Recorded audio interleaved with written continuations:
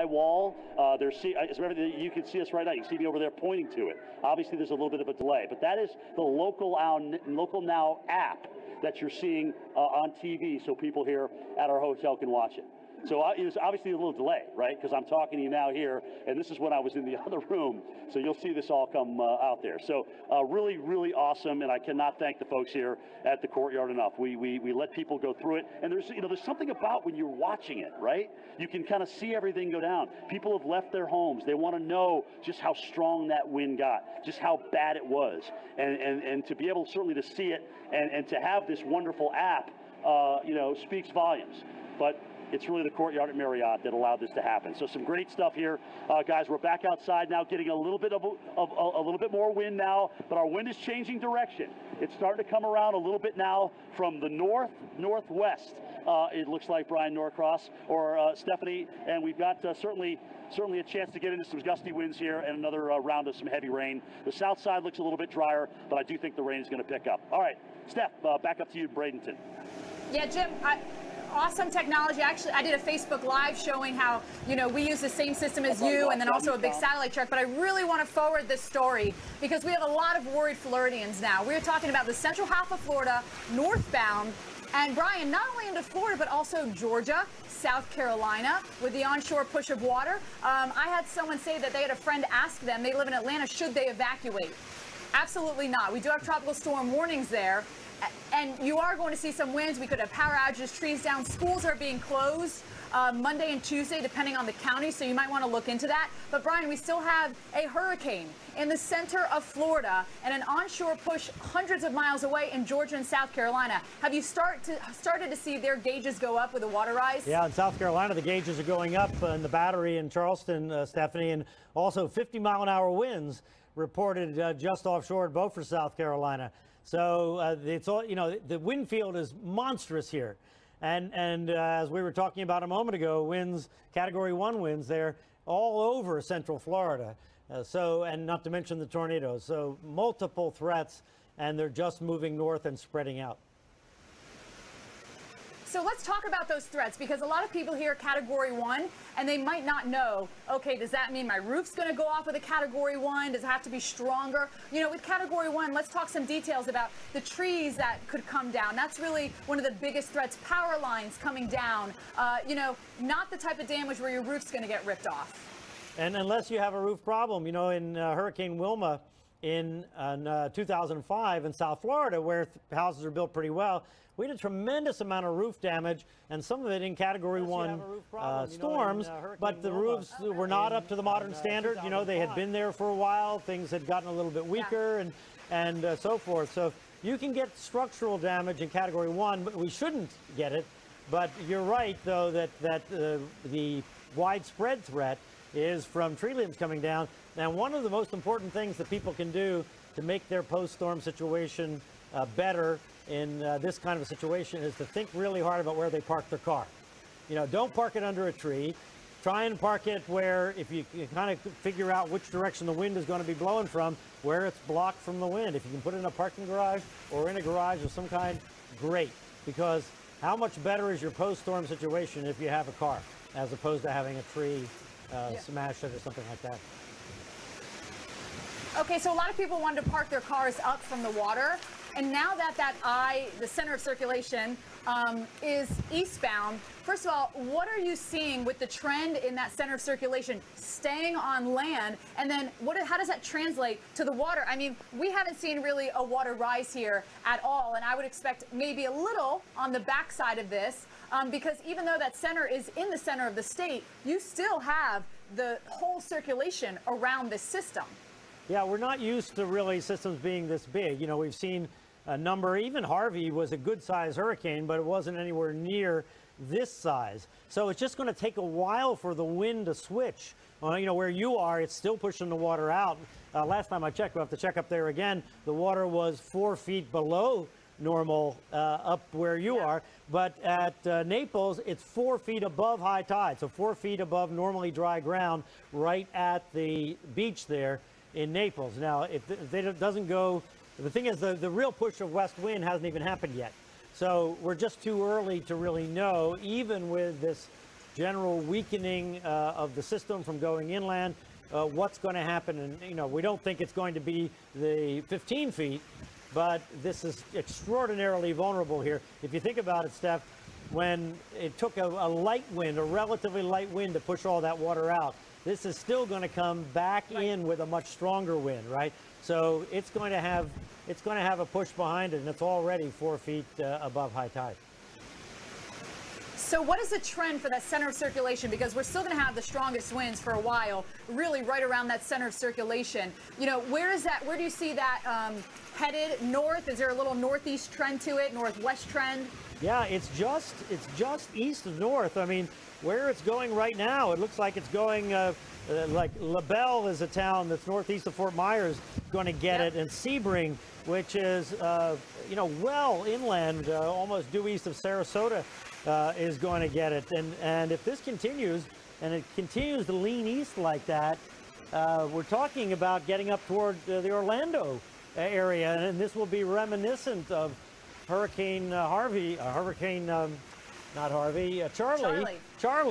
that did tremendous damage around the Orlando area, fundamentally because Orlando has all these grand big trees, and not to mention, you know, a lot of folks in Central Florida live in mobile homes, and you know, it's just not designed really for hurricanes because they're so far inland. So many things can go wrong, and the further inland you go, if you take a hurricane, just because you don't have the infrastructure set up and the strength of the structure set up to deal with that.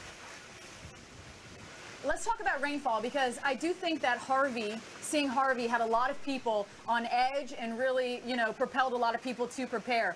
Completely different storms. 100%. A lot of people said, I don't want my house to end up like, you know, the people in Houston with Harvey and the rainfall. Though the forecast right now is 8 to 12 inches of rain. Let's talk a little bit about, you know, where we're going to see those max rainfalls.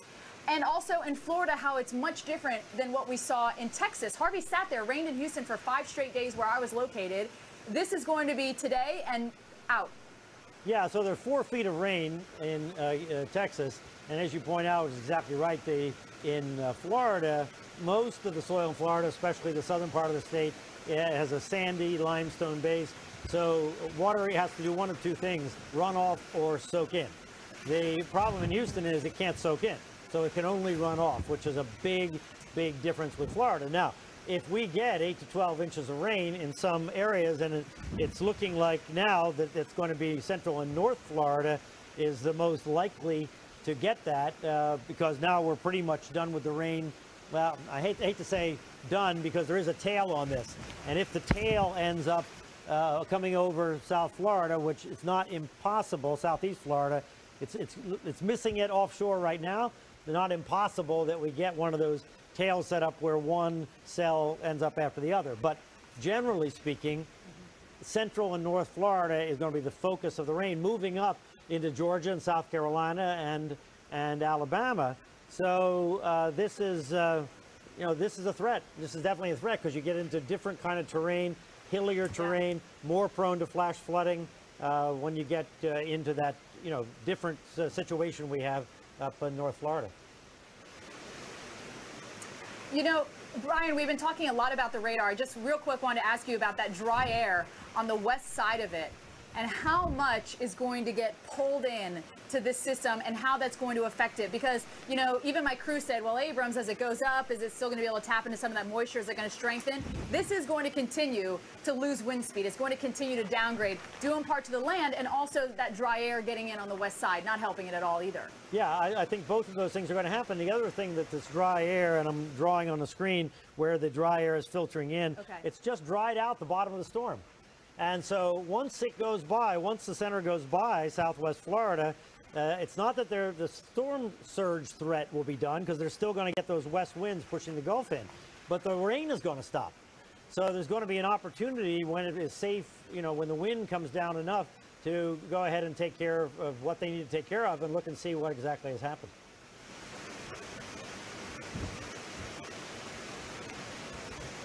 All right, Brian, thanks for that. Let's now go back to Jim. And Jim, I think that might be a little deceiving for some people, because the rain stops, but you're still going to get maybe a little bit of a push of water there, an onshore flow. So you have to keep that in mind.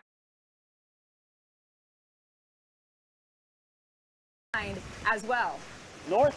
Yeah. So our winds have come around from the northwest now. All right. So that means in the westerly direction, that is bringing the water back up into parts of Lee County. And this is why we asked everybody to evacuate. Yeah. Granted, they're not as strong, and we're probably not going to get as high a surge, which is great news, trust me, but this is bringing the water back in. And Brian's been looking at the gauge at Naples. We had at least 4 foot there. I'm not sure where the next gauge is. I don't know if, gosh, I'm trying to think what would be, but I know there are other gauges, obviously, as you go up through Sanibel and certainly up through Charlotte County as well. I know Port Charlotte, Punta Gorda, those areas. But we're going to see those gauges come up as the winds start to come around a little bit more toward the northwest. So, guys, before we were watching wind come this way, all right, and now we're literally watching it almost in the complete opposite direction because we've gotten on the other side of this. I still don't think we're completely out of the eye wall, all right? But now we're seeing the winds again come in out of a complete opposite direction. And they've gotten gusty again, which is why I put this helmet on as opposed to the other one, because I'll show you why. You see that? That's why I put a helmet on, just so we don't get a cut in the top of the head. It's really that simple, and that's kind of where I stand. But anyway, guys, what's good about this is we have vehicles that have gone and done very, very well with the storm. We have, landscape trees like this. And this thing didn't come down, by the way, in the height of it. It came down even before that, when it was really raining hard, and we got a little bit of a push over there. Looks like a pretty shallow root system. This was a newly planted tree in through here. Looks like some kind of water oak, some kind of small oak at that. But either way, again, I think we fared pretty well through here. But again, this is just a small sampling of an area as we watch this thing start to collapse. Steph has been talking about it. We've heard Brian talk about it, how as this thing comes up through the central part of the state, we still have a very intact eastern eye wall. And what's going to be really interesting is to see the difference in what happened in western Lee County near the water versus eastern Lee County with the wind, because we know we had stronger winds in the eastern part of Lee County, all right? And that's what that eastern eye wall, and that's what's pushing up towards Stephanie and Chris, and eventually up toward Reynolds. But Reynolds getting the wind off the water on the east side. We had flooding in Jacksonville. I saw some flooding in Charleston. I'm not sure exactly what that was from, but I think it was the push of water on shore. Certainly, it could have been a tidal issue there. I'm not sure, but I did see it come across Twitter before we lost power in through here. But again, guys, without the internet here at the Courtyard at Marriott, we would not have been live. Because we had lost power here for the last 5 hours or so, and because we powered it, we got to bring you the shots. And without the work of Jim Thomas and Trey Howell and all these guys getting this stuff together,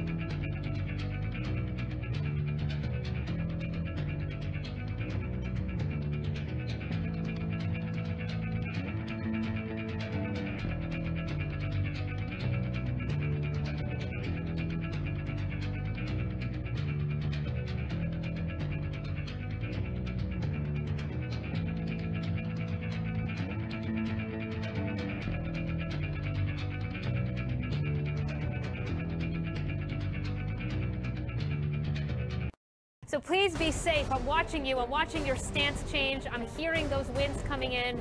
Things are absolutely going to be picking up and likely worsening in the next couple of minutes. Right now, getting into this eye wall, and this eye wall is very, very serious. This is the meat of it right here, folks. This is the eye wall of Irma. No doubt about it. Wow. Yeah, Mike, this is unreal. Watching this unfold in real time. I'm seeing the images on the screen. I'm looking down at my radar, and I'm seeing that northern eye wall move right over you. It's unbelievable. I'm seeing debris flying in behind you off in the distance. Give me an estimation on when we might get out of this eye wall in Naples and maybe into some calmer winds. Yeah, thank you. Yes, great question, Mike. I was literally going to say you are about 10 miles from clear sky. That eye is moving on very quickly. Give it 15, 20 minutes, and you are likely looking at clear skies in Naples. There are moments you stand in those winds, it truly will take the breath away.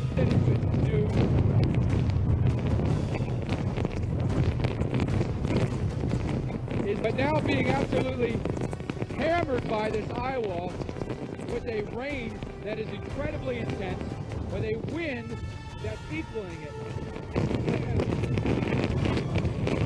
Hey, Mike, I'm looking at the latest scan here, and it looks like things might be starting to clear out. Viewers at home, if you're watching, Mike is bracing literally. These strong winds are not letting up.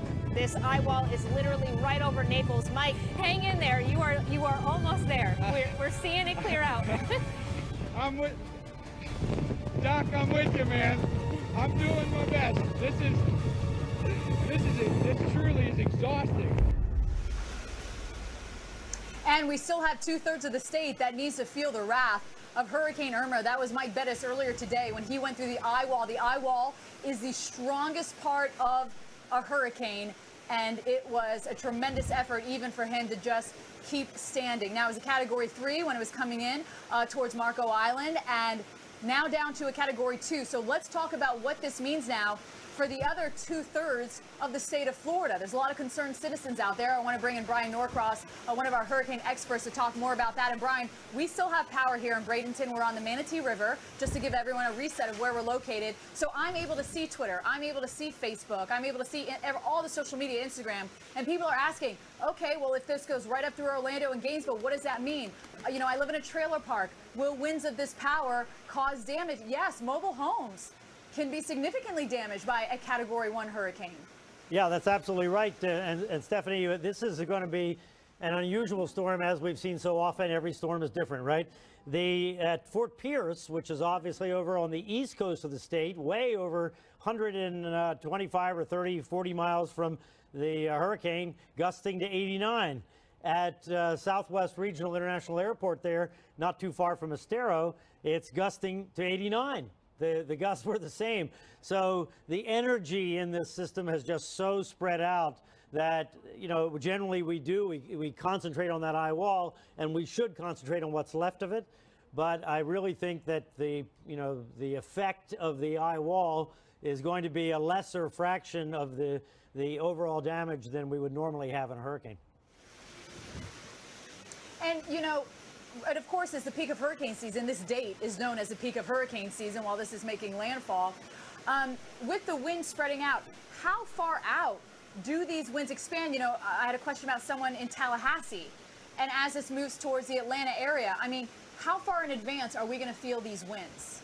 And what are they going to be? Tropical storm force, hurricane force? Yeah, well, so close to the coast, South Carolina, Georgia, North Florida, they not only are they getting the wind because they're getting what we call convection. They're getting the thunderstorms, right? So they're tapping into the wind that's aloft there. And up in south of Brunswick, right on the coast of Georgia, they have a flash flood warning out because they're having such a downpour. So there, the winds are already up, and they're already in the tropical storm force there at the Gulf. So this is going to reach Atlanta tomorrow already. The storm is way down in South Florida, but the winds are going to be picking up in Atlanta tomorrow. So Tallahassee, I think that the people in Tallahassee need to think about Hurricane Hermine last year and remember what that was like, and think that this probably will be that at a minimum. You know, sometimes comparing to a past hurricane is the best thing that we can do. Steph, you still there? And, you know, I've had the question before. Yeah, I am. I just heard something. Sorry, Brian. So I just wanted to check to make sure nothing was flying around. I kind of heard something a little noisy. I don't know if you can pick that up on my microphone. Yeah, I can. But anyhow, I can hear it, yeah. You know, okay, I just wasn't sure what that was. So we'll keep an eye out for that. We're on the 5th floor here of a hotel right on the Manatee River. You know, the winds, it's going to, even tomorrow morning in 24 hours, Hurricane Center is forcing the winds to be down to 65 miles an hour. Right now, they're at about 110. That was the last update I saw. People have asked me in the past, how does it not just fall apart right when it hits the land? You know, you would think, okay, well, it's out of its water source. It should just crumble completely.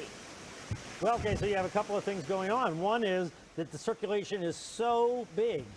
It's so tremendously big that it still is tapping into energy from the Gulf on one side and the Atlantic on the other side. The smaller storms are, generally they do tend to wind down and spread out when they get to land. But the other thing is that it has so much momentum.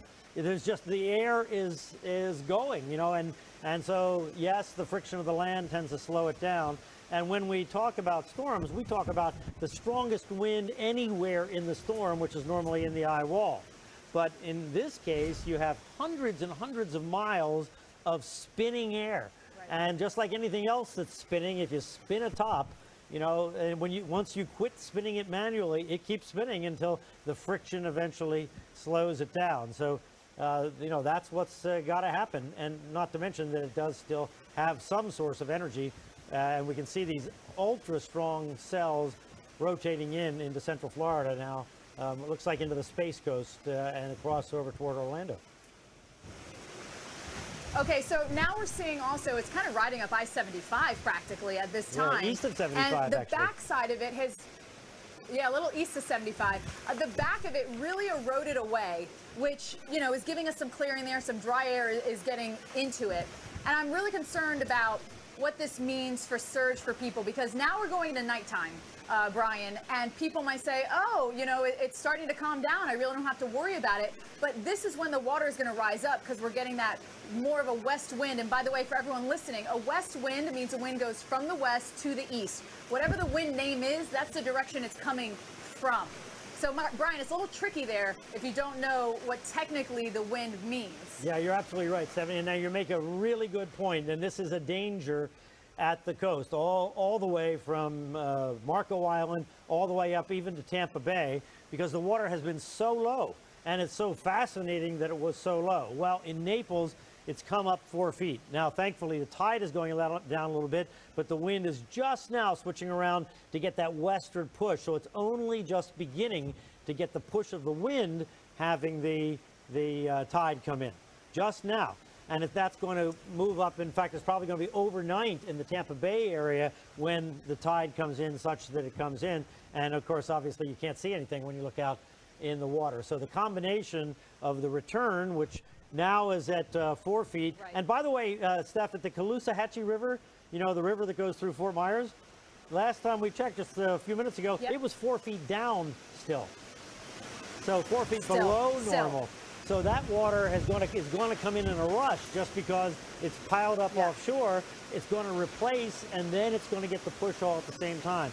So that's an extremely flood-prone area near the Caloosahatchee, and that is all yet to happen, and it's going to happen in the dark of night because we don't have power in a lot of the city, right? That's what I thought too. So someone who can talk to this is Chris Bruin, who is just over the water from me in the Tampa Bay area. And Chris, you know, I wrote down our high tides and low tides. Our next high tide is at 4:08 in the morning. Sunrise is at 7:13. So it's going to be happening when it's dark here and also in Tampa. You witnessed that outpush of water. There was a lot of people that were out there. I know Manatee were stuck. I've never seen anything like this. Where exactly are you located in Tampa?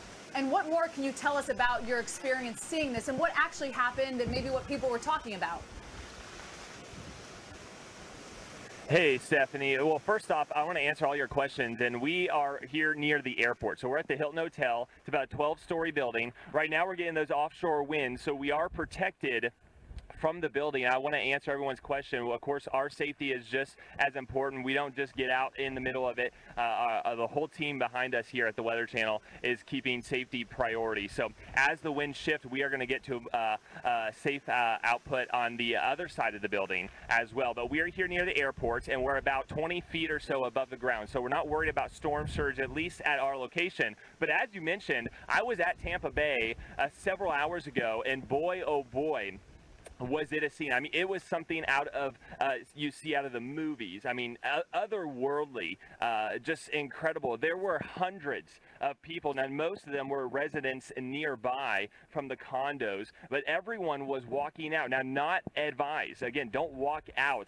But while the weather was quiet, a lot of people were snapping pictures. Even local law enforcement was just amazed. I don't think anyone in their lifetime has ever seen anything like Tampa Bay being drained out. And I mean, it went out several hundred feet the water. And just yesterday I was there. I mean, it was choppy, it was deep, and the water was splashing up on the promenade there on Bayshore Boulevard. Today it was pretty much empty and free of water. As you mentioned, there was a manatee that got beached in Tampa Bay, and I didn't see that, but again, several animals getting beached up and down the coast. This is a scene that we saw in Naples at the pier, at Fort Myers Beach at the pier, and again, just insane sights there. Now, winds are really starting to pick up here in Tampa. Just over the past couple of hours, we've been seeing gusts anywhere from 60 to 70 miles per hour. Again, we're in a shelter location, but if you kind of pan off behind me, you can really see the winds whipping in the distance. And again, we're protected, at least for the moment, as they are offshore. They're coming out of the east and east-northeast, blocking us by this building. We actually lost power about an hour ago, and we've been watching the lights kind of flicker on and off in the nearby buildings. So power definitely going out. Several thousand people without power here in Tampa Bay, likely to become much more widespread as those winds proceed. And again, curfew went into effect about an hour and 40 minutes ago here in Tampa, and the Tampa Police Department is taking this seriously. They are going to enforce this strictly. They don't want anybody out on the roads. They don't want anyone out sightseeing, even if there's a calm and breaks in between the banding. They don't want anyone out, because you never know when those gusts are going to get up to 70, 80 miles per hour, which are likely. And Steph, I want to ask you, Bradenton, all your weather, it's coming up this way. We're about 40 miles or so, about 35 miles north of you here in Tampa Bay, and all the weather that you're getting is coming up this way. Now, even though the eye may go to our east, that could mean several more inches of rain and a consistent wind. We may not get gusts as high, but we may be in the 60 to 80 mile per hour range longer than if it were to go right overhead. Yeah, so let's talk about that, because our weather, we got out here at 5 o'clock. It's been pretty consistent this entire time. The wind coming from the north, northeast, and just a consistent wind, sorry about that, you know, gusting near 60 miles an hour. And I think that's what we'll see, because the hurricane is starting to fall apart. I mean, Chris, I'm not even calling it an eye at this point. I'm just calling it a center of circulation, because it's basically collapsed. And so I do anticipate, as we head into the evening hours, just to see this consistent wind that's going to come up towards you guys. And then if that eye wall, or what's left of the eye wall, I should say, that's where you're going to see some of those stronger winds. But, you know, we've been making the point, Chris, that you don't even have to be right near the center of circulation, getting gusts on the east coast of Florida that are hurricane strength.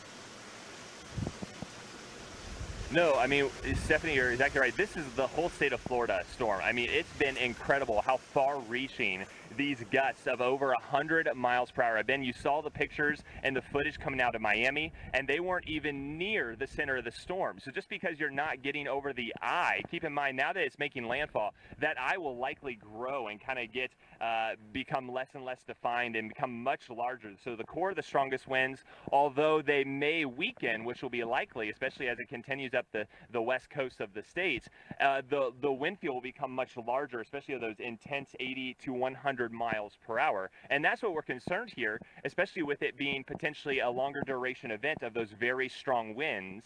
And it's a big concern, especially here in Tampa, where we haven't been hit by a hurricane in over almost 100 years. The mayor of Tampa said himself, we've avoided we've dodged this hurricane and that hurricane, but now it's our turn to deal with Irma, and boy, is she coming in with a vengeance. And back to the storm surge that we were seeing earlier in Tampa Bay, again, it's a negative impact. Right now we're seeing the water all go out. That only means there's something bad awaiting as all that water rushes in. You hear the same thing with a tsunami. This will not be anything like that, but anytime you see the water go out, there's something big that's about to happen. So you want to get as far away from the water as possible. You want to hunker down, and you want to stay safe. As exciting as it may be to get outside and sightsee, especially in between breaks, the city really doesn't want anyone to do that, nor do we want anyone to do that, especially throughout the state of Florida. And now the storm headed up to Georgia, it poses several issues as well. So you mentioned the last time hit by a big hurricane, Tampa there. You know, we've been affected, obviously, in the 2004 season. Gene and Francis, they came across the state. But the last major hurricane to make landfall in Tampa was in 1921. That's the last time we had a major hurricane. So there's been these brush bys, but we have not had a major hurricane. And it looks like we will still not have a major hurricane making landfall here in Tampa. And that is a good thing. But we are going to get some of those strong winds. And just to give you guys an example, you know, Port St. Lucie, which is on the East Coast, just gusted to 99 miles an hour. And Chris, maybe we can talk a little bit about the difference. And we have these thunderstorms that are just racing off the water. Port St. Lucie is on the water. So you get these strong thunderstorms that are going to give you significant gusts. And a 99 mile per hour gust can obviously do some significant damage.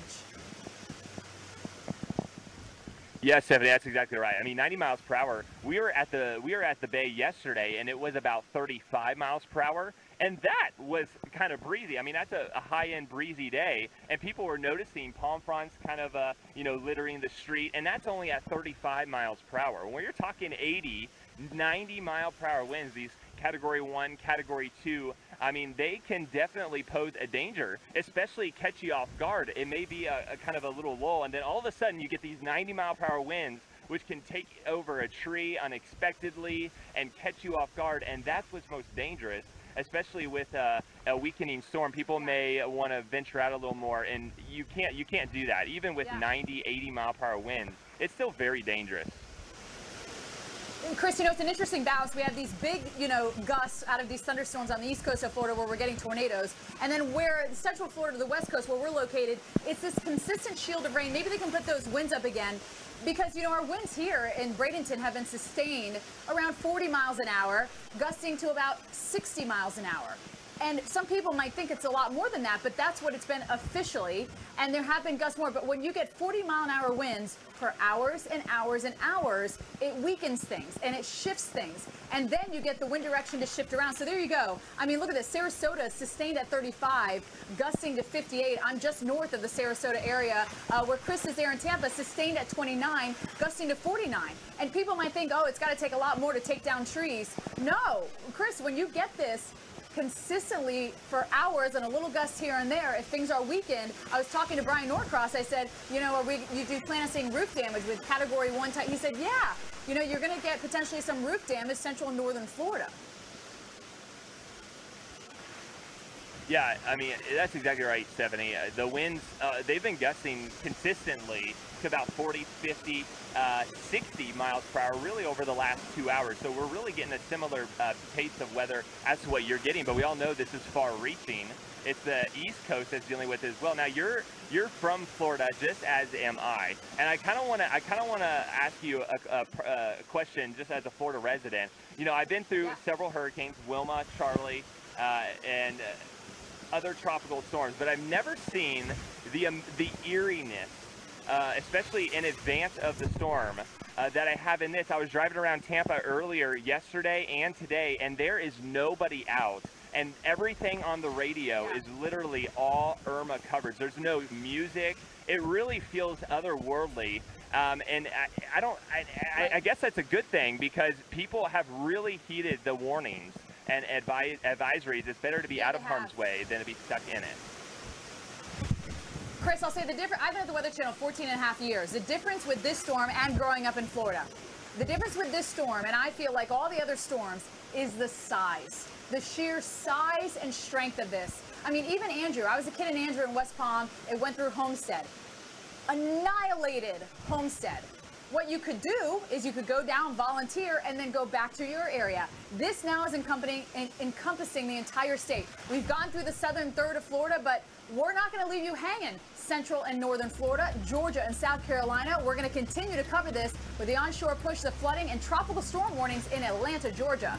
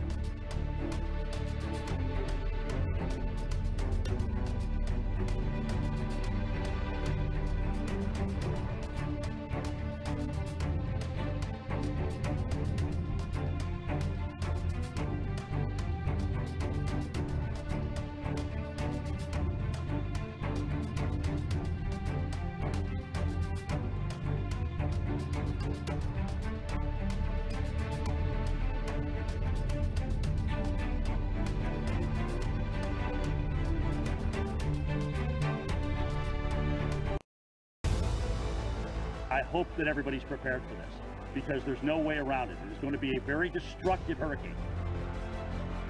It's irrelevant if it weakens from 4 to 3. The storm surge will rush in and could kill you. The surge is already over US 1. We've had 4 to 8 feet of surge, or expecting, 4 to 8 feet of surge in the Tampa Bay area. No matter what coast you're on today, we just want to stress that there's a lot of danger out here. And we're not even in the strongest part of the storm yet. Welcome back into the Weather Channel. We have some breaking weather news. With our 8 a.m.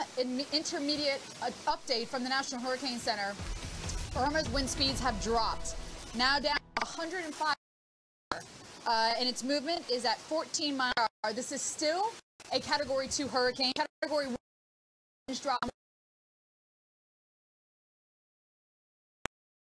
All right, we're having trouble with Stephanie's microphone. Let me finish the thought there on the new advisory. 105 miles per hour, Category 2. Pressure is up some, moving north at 14. We see that it did not, it actually leaned a little bit to the right, just slightly to the east of north. The other thing that I just checked is that the storm surge forecast on the southwest coast has not changed. So still a high concern for storm surge when the winds go around to the west. Now, I have here, I can show you the latest numbers coming out of, go on to MyMax, there we go. And you can see where we stand there. Sarah, could you adjust that? There you see, it's about 3.5 feet now while the tide is going down. That's above the dry ground right at the beach. So, but the thing is that the wind is going to come around to the west, and then it's going to blow from the west for a long time and push the tide in, and then the tide itself is going to come up here later tonight. So after dark is going to be when this threat is. So that is the current situation with the advisory there. We'll get back to Stephanie in just a second, but let me just show you where this center of circulation is and what's left of the eye wall. Here it is. And so it made this, when you look at things close up, you know, a little bit of deviation here, a little bit of deviation there, it makes a tremendous difference. So this center has gone east of I-75, surprisingly, and this is the center of rotation here. So Immokalee got a really hard blow. Lehigh Acres, the suburbs east of Fort Myers, was really got the strong winds with this part of the system, and it's moving up in the direction of Arcadia and Sebring, well inland. And this changes the calculus some, but the analysis at the National Hurricane Center is that the storm surge threat on the west coast continues. I want to mention, by the way, let me look wider here because there's a lot going on in Florida here, including at St. Lucie County, which is just right about Fort Pierce here. We have 99-mile-an-hour winds there, and it's in that band. It's in this band right here, and you can see there in Central Florida where they've put up the flash flood warning. There you can see for Brevard County, Indian River County, Osceola County, and that's Melbourne, Palm Bay, Sebastian. Because this band is moving inland, it's moving in toward Kissimmee, and this is Osceola County inland here, and the Orlando suburbs. Now, how about that cell, Sarah, that's up by St. Augustine? Let's take a look at that, because a tornado warning here for a cell just coming ashore.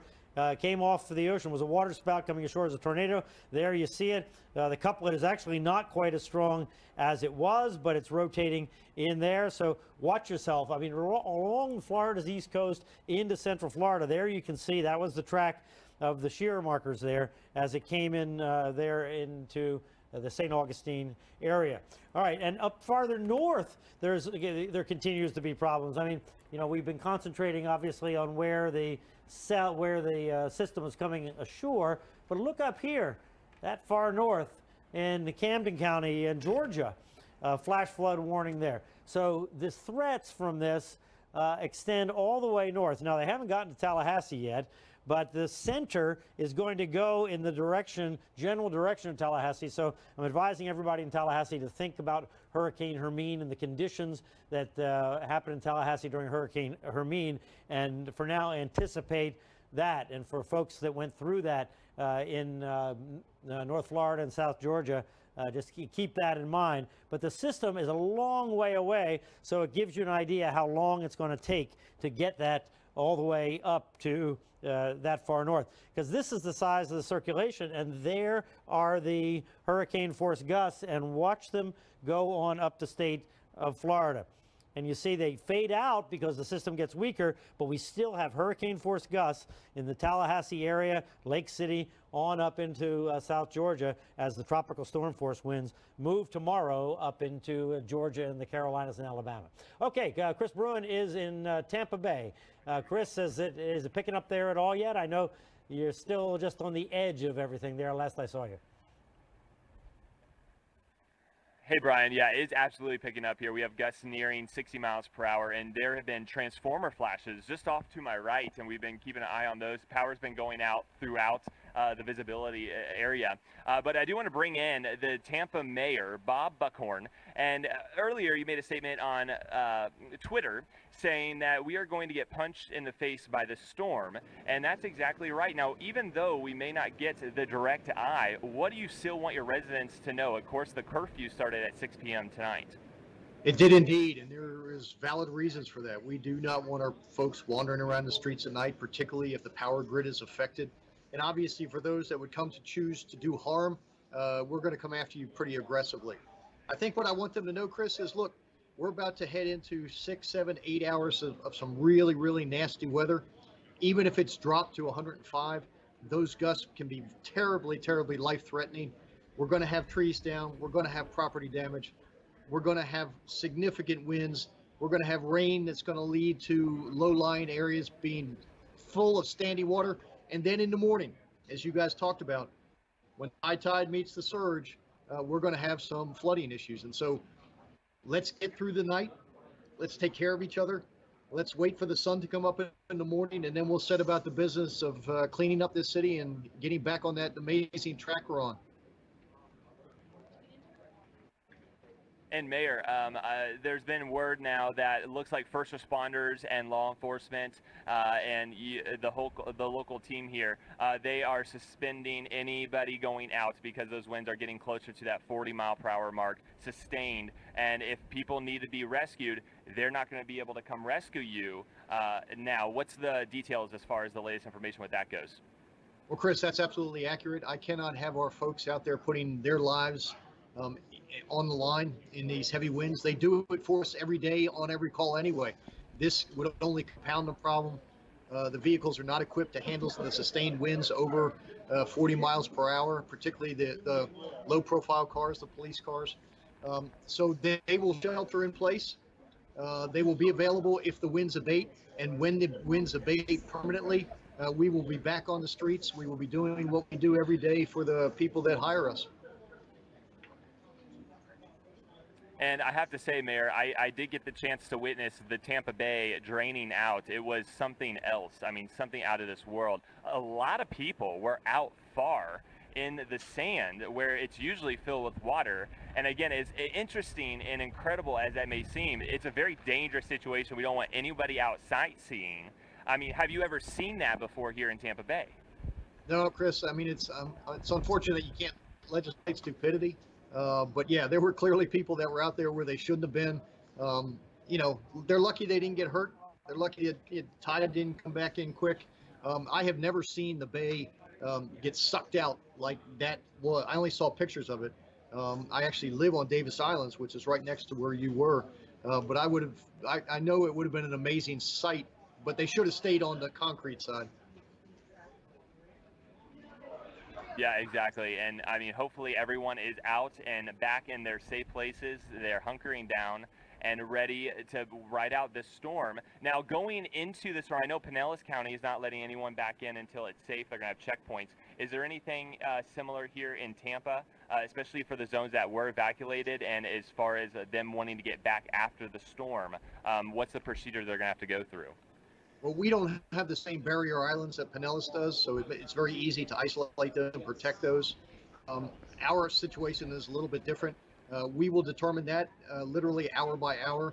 Once the sun comes up and it's safe, we will get our clearing teams out there with the heavy equipment to clear the arterials, to make sure people have the ability to come back, those that have evacuated. We want to lift this curfew as soon as we possibly can so people can start moving back into their homes, fixing their homes if necessary. But we want to make sure we want to make sure that we can get the debris out of the road. We want to make sure our partners at TECO can get any live wires that have come down out of the road. We just want the families that are coming back to be safe as they move back into their homes, but we want them back in their homes as fast as possible. All right, wise words there, Mayor of Tampa. Thanks so much for joining us, Bob Buckhorn. Stay safe, and again, we will come out on the other side stronger. Tampa strong, that's absolutely correct. Everyone needs to stay safe, and remember, there's going to be power lines down, there's going to be trees over. This is why it's absolutely smart and wise to just stay put. Even after the winds die down, we're talking tomorrow evening, you need to just stay put until they give the all clear and the crews can get out there and clear everything up. But right now, we are just on the front beginnings of the worst of the weather here in Tampa, and a lot of issues are going to be expected here overnight and into the morning hours. And as far as Tampa goes, if you haven't done so yet, you can text Tampa Ready to 888-777, and they're going to give you the latest update with the City of Tampa, emergency alerts, and information as far as evacuations, and also letting people back in, damage reports, and different things around town. Now, I do want to bring Stephanie Abrams back down in Bradenton. She's about 40 miles to our south. And again, there in Bradenton, I mean, we've been watching transformers go out behind us. The power's been going out, literally building to building. Still some power on, but not likely for long as the winds continue to howl here. Now, what's the story there in Bradenton?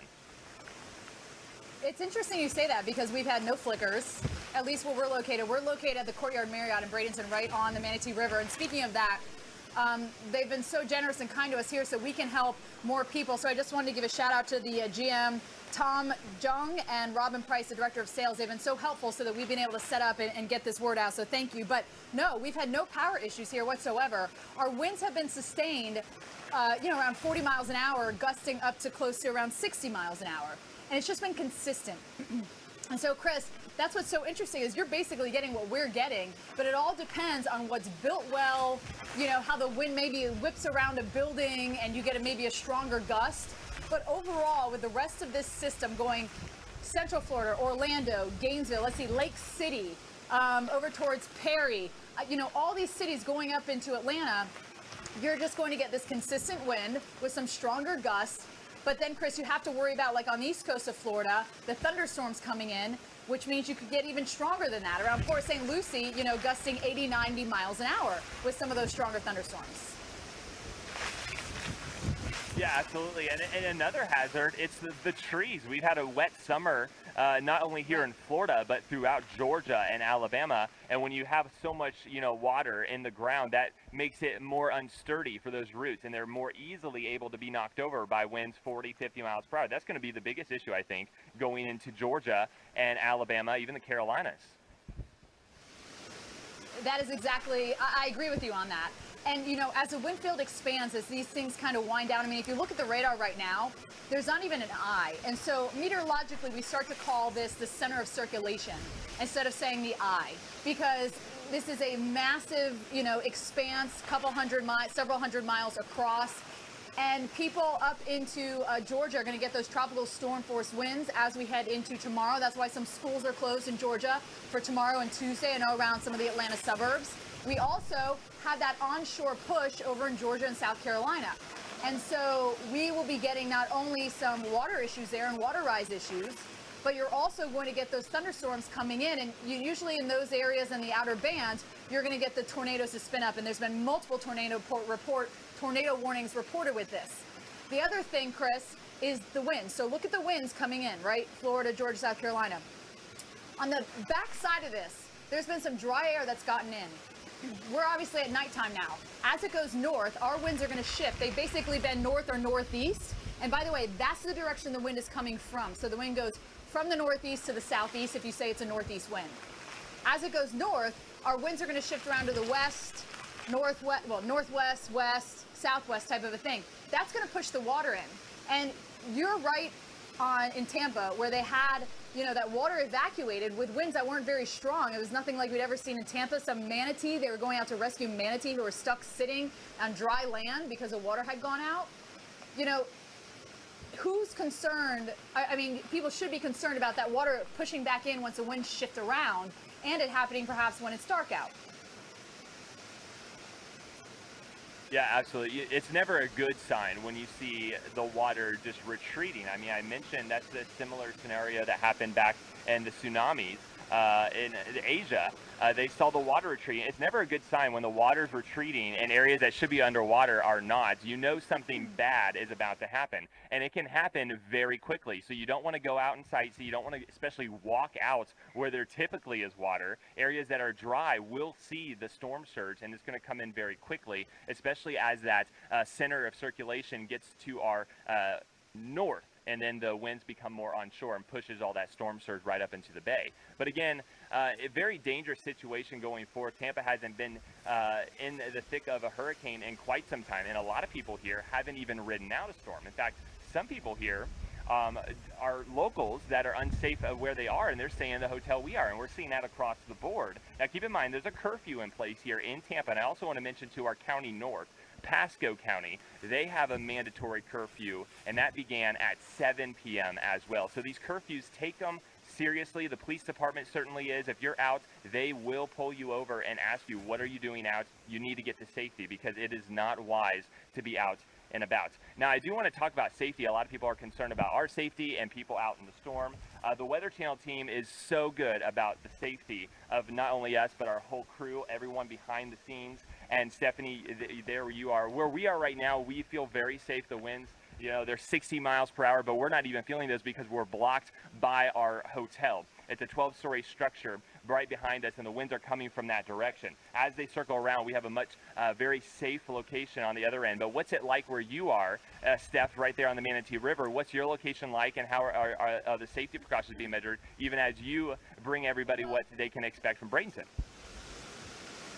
Yeah, you know, I mean, and those are gusts to 60 miles an hour, right? We're sustained in this area more in the 30, 40 mile per hour range. You can see that Sarasota just to our south, sustained at 43, gusting to 64. Tampa, sustained at 29, gusting to 49. We're a little bit higher up. We're on the 5th floor, but right on the water, you're going to have the stronger winds.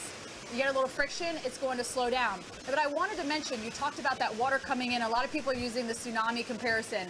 And, you know, I just want to make sure we're really careful with how we use that, because the water is not going to come in like the tsunami. The only comparison is that the water has gone ahead of the system. But you're not going to have this huge tsunami wave coming in. I don't want everyone to start freaking out. The water is going to, you know, come back in, but not as a wave. So I just want to make sure that, you know, we articulate that. I totally know what Chris was trying to say, but I just want to make sure we finish that off. And yeah, you know, safety first with the Weather Channel. I did a Facebook Live on how we're safe and everything. I want to talk about the rainfall now, though, because, you know, we still have something like 2/3 of the state dealing with this. And it's not only Florida, but Georgia, South Carolina, and North Carolina. Someone had asked, I'm in Atlanta, Georgia. Do I need to evacuate? No. There were some evacuations on coastal Georgia and coastal South Carolina with that onshore push. And so we are seeing that water rise up there. That will be a concern. And Chris, also the rain will be a concern. Anywhere from 8 to 12 inches here into central and northern Florida, southern Georgia, and then a little bit less as we go farther out on either side. But we don't need any rain here in Florida. And as you get farther and deeper into northern Florida, southern Georgia, you get more of that red clay opposed to South Florida, Chris, where we have that sandy soil. Well, it drains through relatively quickly.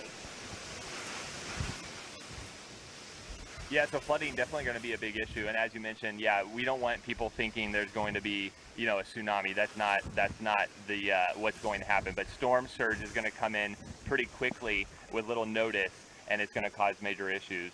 But anytime you see the water going out, don't go in it, guys. It's never a good sign. Anyways, let's talk about the rainfall here in Tampa. And again, I think we've seen several inches, and there's already been ponding on the roads. The low-lying areas that typically flood already starting to fill up, and that's just due to the rainfall. This could put down quite a bit of rain, especially with the current track coming just off to our east. That means we could be in the thick of the rain for quite some time. We could easily see 8, 10 inches plus, and that could cause major issues. It's been a very wet summer here in Florida, and a lot of places are running well above average for their average summer rainfall. Typically it's wet in Florida, but when you throw in a tropical system, you're getting a lot more rain in a very little amount of time, and that could cause a lot of issues. A lot of rivers here as well, all under flood warnings, as they are expected to not only get to record levels, but also surpassed record levels. The Alafia River and also the Hillsborough River, we're keeping a very close eye on here in Hillsborough County. But you also have the Peace River down where south of Sarasota, and you also have the Manatee River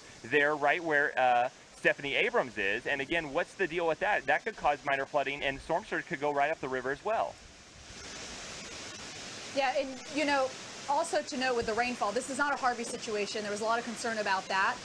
You know, there we saw 30 inches through a big chunk of Houston, even 50 inches for our max, and it rained out for 5 days. This is going to rain today, gone tomorrow type of a situation. And yes, it could be 8 to 12 inches, but we're not going to see a Harvey situation. So I want to calm everyone's nerves with that.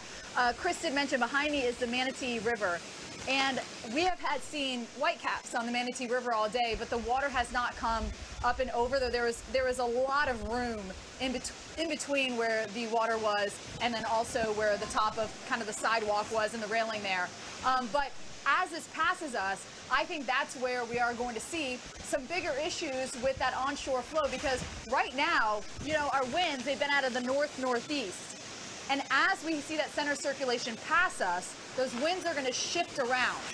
You can always determine what side of a system you're on by looking at the winds. And so we are going to look at that. There's your rainfall totals, 5 to 7 inches here. And then the winds shifting around.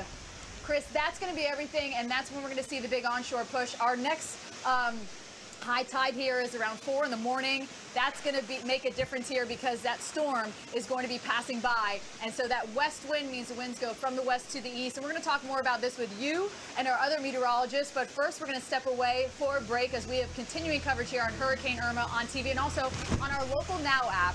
Download that, and it is streaming what's happening on air.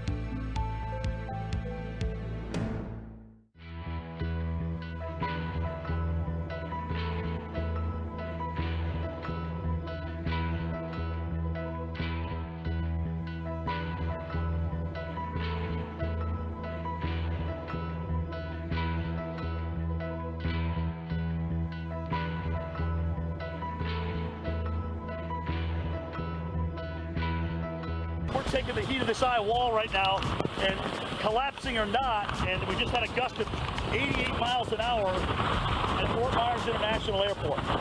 You know, we are getting pounded with rainfall. So there's just a ton of rain coming down through here. So the inner edge of the eye wall. Look at that, it's going from bright. Yeah. How can you not see that? Look at Yeah, how no, bright we see it's it. got. We can see it, Jim. We can see how much brighter it is suddenly. All the white cars behind you are suddenly very white. Wow.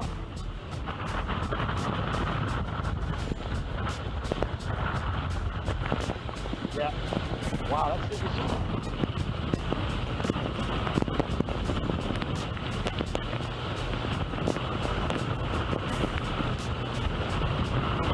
Yeah, this is nuts. Right on the edge, Jim. I've never You are seen so that kind on of the brightening. edge. Okay. Yeah, that brightening and darkening, and it looks like off to my northeast a little bit. It looks even, yeah, exactly. So off to my northeast, that's where the eye went. Off to my south and west, it's a little bit brighter here. So we're kind of, you're right, we're right at the edge, Brian. And wind's definitely picking up here in Bradenton. Just within the last 30 minutes, as I look over the balcony, it's coming right off the Manatee River, and it is fierce. There was an official wind gust in Orlando at 76 miles an hour. We've been gusting here to about 60 miles an hour. That is the official reading. Of course, coming off the water here, you're going to have some stronger winds where it's just smooth sailing. There's no friction to slow it down. I want to talk more about the water and bring in hurricane expert Dr. Brian Norcross to talk more about the surge and where we stand with that now that the center of circulation has been riding essentially up 75 or a little east of 75, opposed to being in the water, Brian, which is where we thought this might be a little bit closer to. And it's significantly different, the dynamics and the angles and the drying out of the back of the storm. So here's what I think has happened, Stephanie.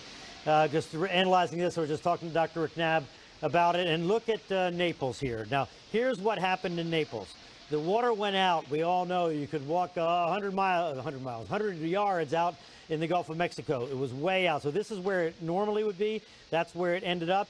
And then when the wind quit blowing from the east, that strong wind that's pushing all the water out of Tampa Bay, out of the Gulf of Mexico, out to the west of the Gulf of Mexico, when that turned enough to get rid of that wind stress, suddenly that water came back. And it came back, and it came back strong. But then, now it's going down. I think this has happened, Steph.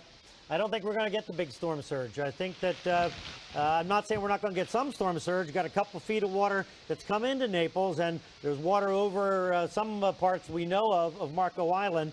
I'm not saying it's safe to be out there at the beach while this is doing, but the forecasts were for 10 to 15 feet, thinking that the storm would go up the west coast where the angles and the strength would be completely different, and it would be a much stronger hurricane when it went by. Now that it's weaker, now that it's dried out on the backside, when we look at the radar here, we can see that the winds here, and in Naples, they're west at 35 on the backside. So the west wind is in, but it's only 35 knots, so it's about 40 miles an hour. So it's not nothing. That'll make a surge in the Gulf of Mexico, but that's not going to make a 10 to 15 foot surge. So I think, you know, from a surge standpoint, we've dodged a bullet here. There's still a lot of things to go wrong tonight in the state of Florida, right? And a lot of people are going to get hurt by this. But from a surge standpoint, everybody should stay away from the coast, but it's not, you know, it's not what it was forecast to be or could have been. Steph?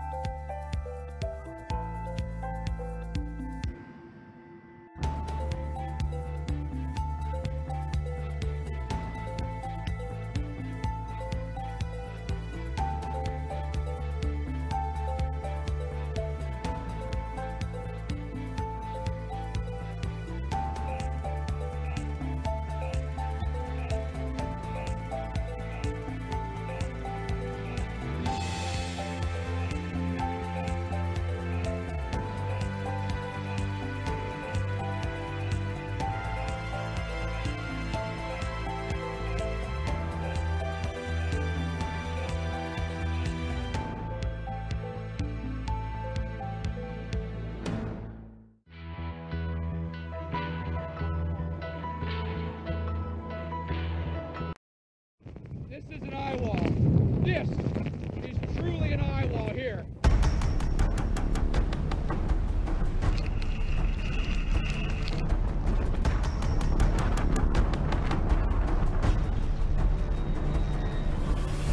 This is the heart of Irma right now in Naples.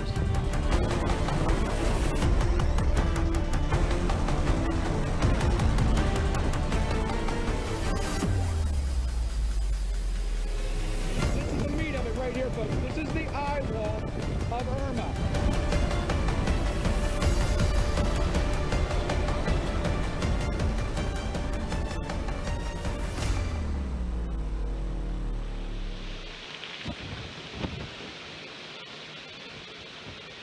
And welcome back into the Weather Channel. Earlier today in Miami, winds gusted to 100 miles an hour, higher in some places there into South Florida, and also flooding was an issue in Brickell.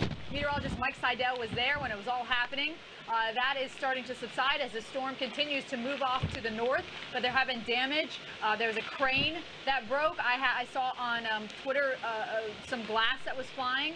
So there is some damage in Miami from this hurricane, even though it was well away from the center of circulation. Our winds have started to pick up here in Bradenton. We're right on the Manatee River. We're on the 5th floor, but we want to take you down by the river. And look at that. Just the wind and the rain being thrown off of the Manatee River here. Top wind gusts here have been in the 60-mile-an-hour range. Up towards Disney, they've been gusting up to around 70 miles an hour. Port Charlotte, 79-mile-per-hour gusts for you. Lee County, 89-mile-per-hour gusts. So it has been a gnarly evening, but I got to tell you, things are starting to get worse now. This is probably the worst it's been. We've been out here since 5 o'clock doing live shots. Obviously, we've been here all day. But we are in a very strong band that is coming around the north side of the center of circulation. It's just been a pretty consistent wind. This, though, however, is much stronger than we have had so far. And that is because we're into one of these bands that are rotating around. It's bringing heavy rain. It's bringing some very strong winds as well. We're also right on the water, and so the wind is going to go a lot faster because there's less friction relative to it being on land. Right now, the sustained winds of this hurricane are 105 miles an hour, and we anticipate it to continue to drop as it goes through Central Florida and on into North Florida as well. So we're going to get it bad here into Central and North Florida, but we are not going to see what, say, Mike Bettis saw going through that wicked eye wall as it was a Category 3. It's going to continue to drop, but this alone, I mean, with sustained winds at 105 miles an hour as a Category 2, it is still blowing very hard out there. We have power, though I know up towards the Tampa area they've lost power, and that's where we are joined by Chris Bruin. He has been monitoring the situation in Tampa through the day. And Chris, I don't know if this has, it doesn't seem as if this has actually gone over the bay. I'm actually looking at a radar right now, but this will obviously be rotating north into you. Are you feeling any effects of this yet?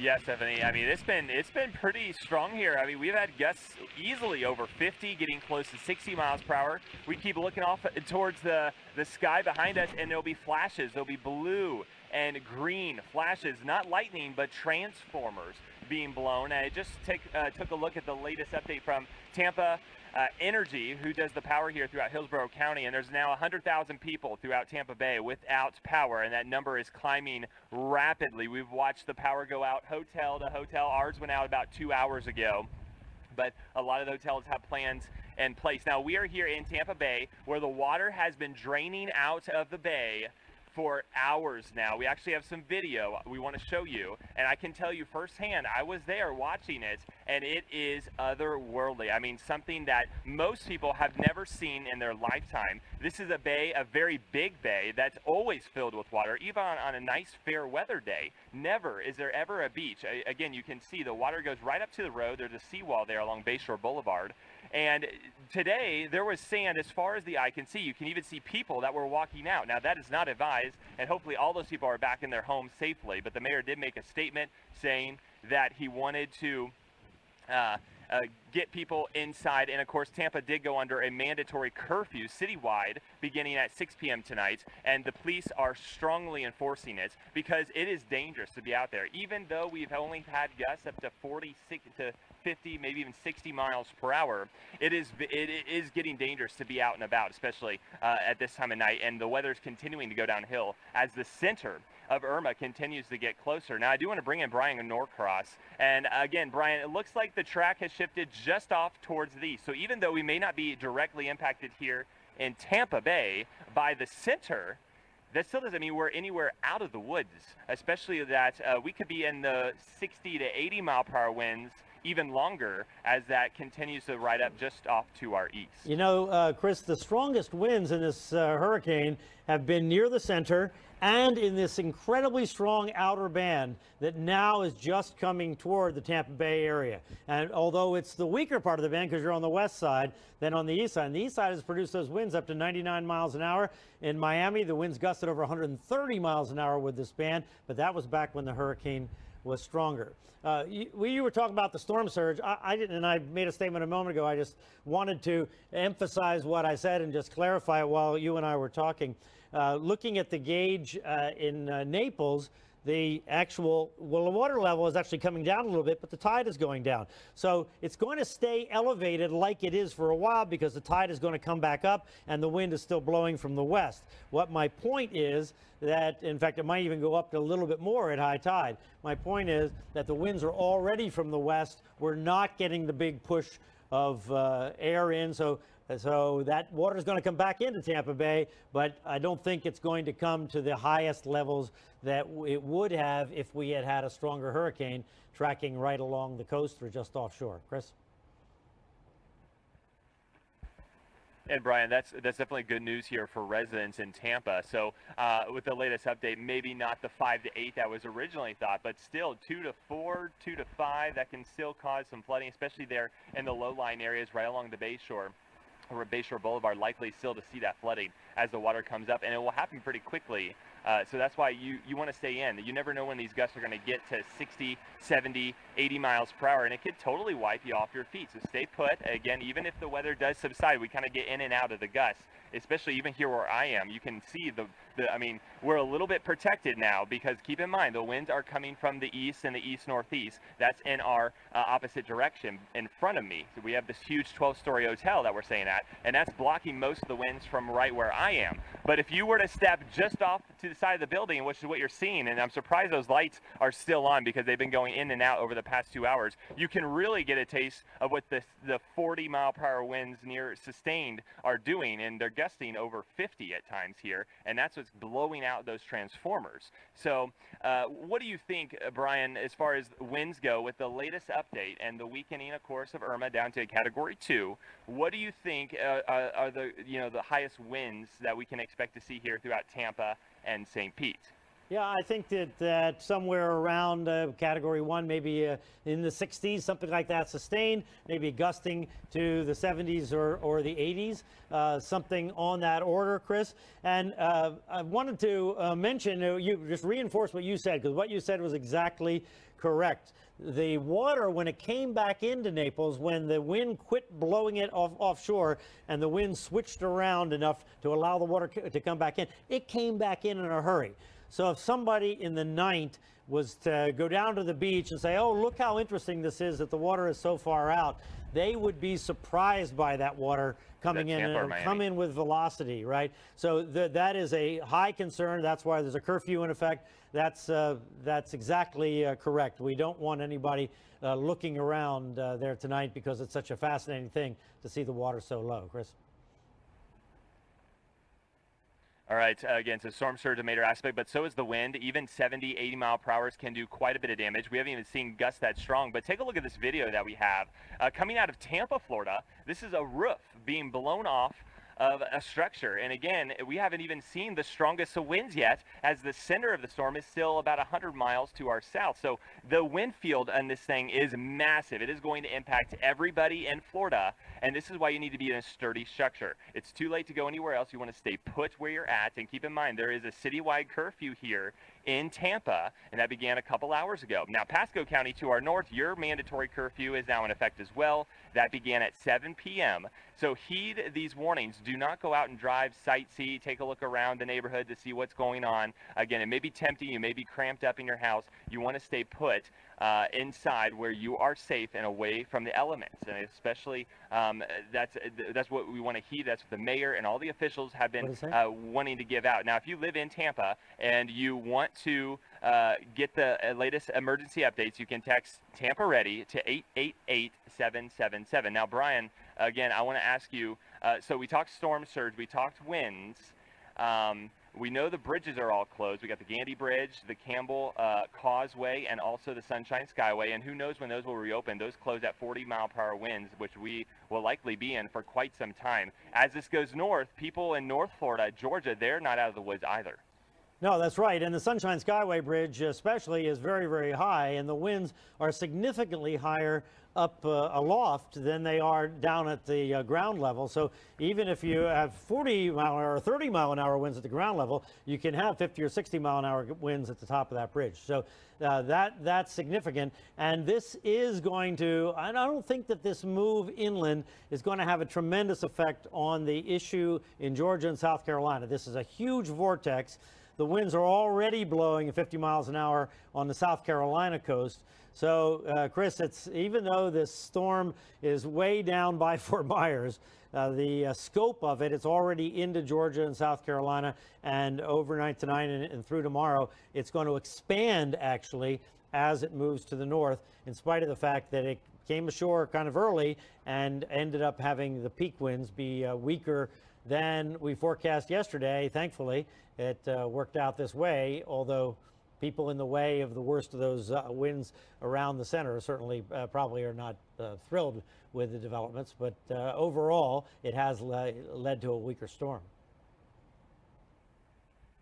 And Brian, let's talk about the structure of the eye, because obviously as it's now interacting with land, it is weakening and becoming a little bit less, prevalent. It's not its typical eye, especially on the south side, very dry, not nearly as much moisture as what we're seeing on the north side. So as it continues to fall apart, at least the eye, now is that core of the strongest winds, they will weaken, but the outer eye wall is likely to expand. We've seen this in past hurricanes.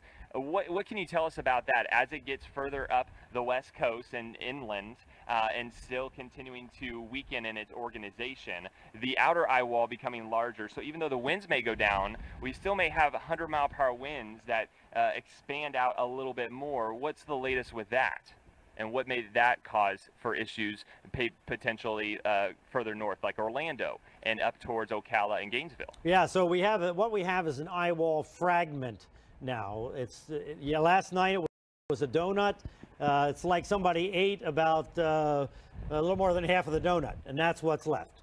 So we can see that actually on the radar, what's left of it, though there are intense winds in that segment that went just to the east of Fort Myers. And that's heading in the direction right now of Sebring, and if it continues on this path, unless there's some deviation to the left, that's going to come near the entertainment complex there, Disney and Universal Studios and all those places down I-4 south of Orlando.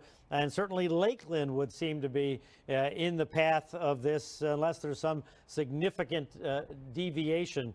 So this is different, but the thing is that the hazards, the non-eye wall related and non-storm surge related hazards are still all there. The tornadoes, the flooding rains, the winds, hurricane force gusting.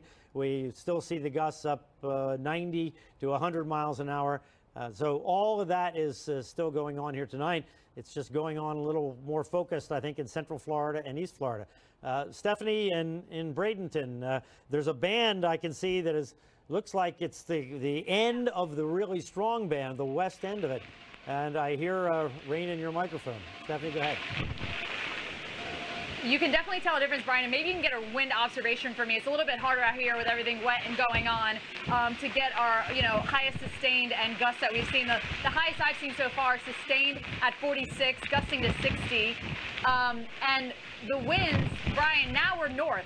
You know, when we last talked a couple hours ago, it was north-northeast, but now that it's getting closer to us, it's a north wind. And I know it might take you a minute to find that Bradenton wind observation, but the winds have certainly accelerated, and we are right in one of those stronger bands of weather that are coming through. This is going to head to Tampa, going through Orlando. Also Disney, we're starting to see wind reports at the airports there. Oh, I just lost it. It was on here, of how strong the winds have been gusting in those areas as well in Disney and Orlando. I'm trying to find it for you. Near Animal Kingdom, that's Disney, 70-mile-an-hour gust. Orlando gusting to 76 miles an hour.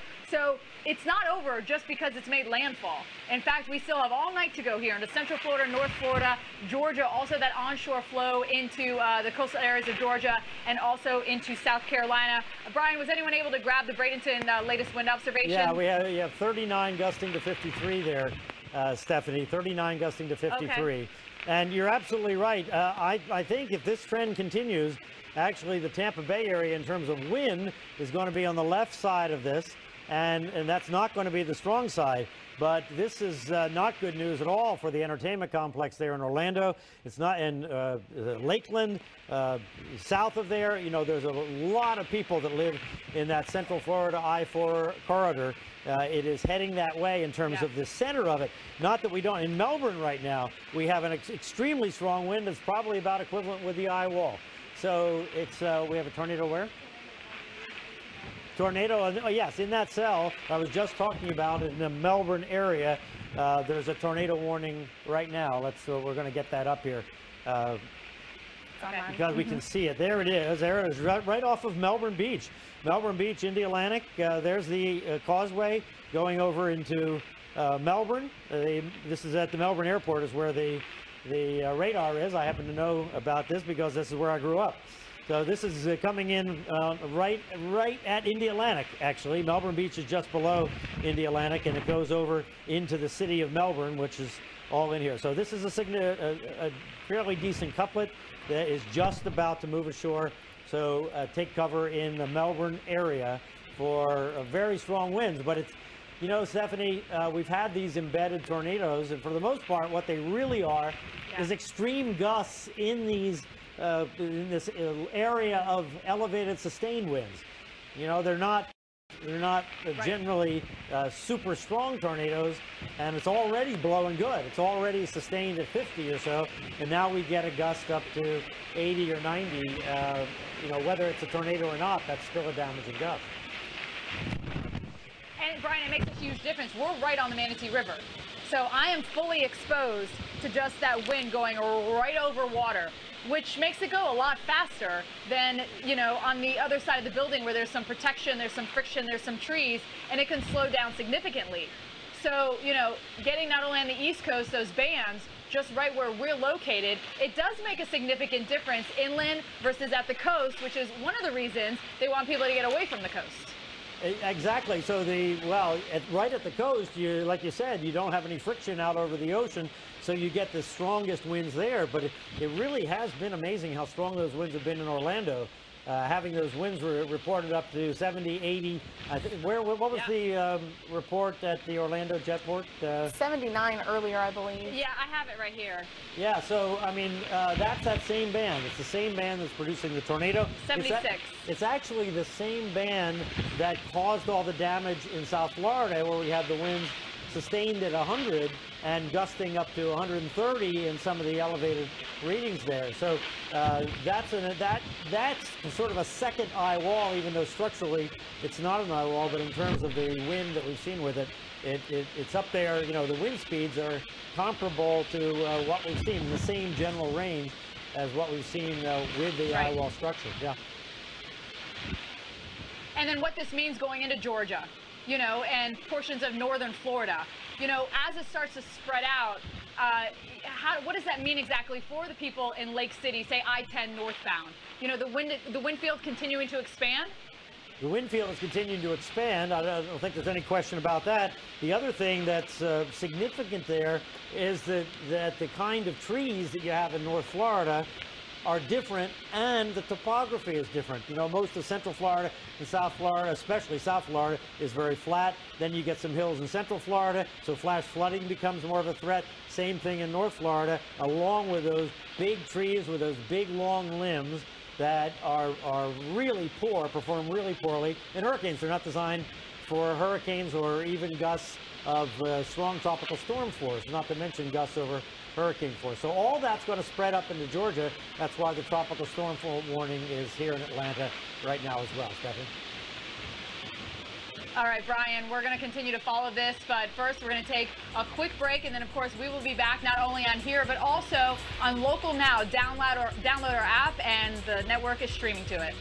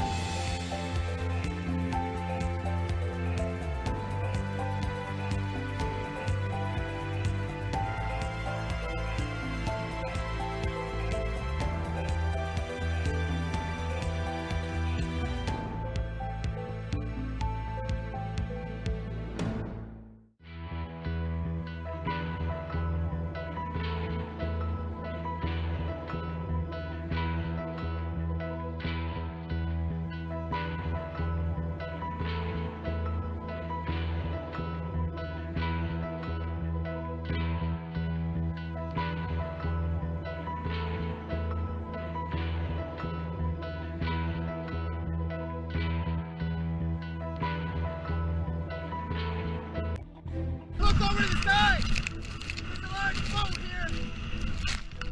See the video and then the interview.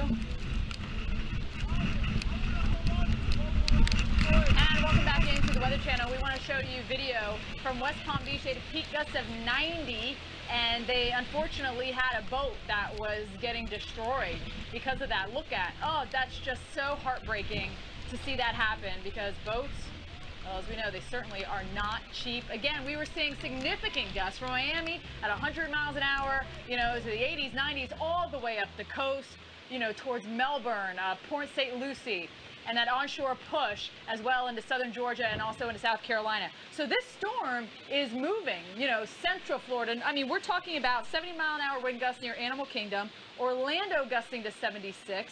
We've been gusting here in the Bradenton area around 60 miles an hour.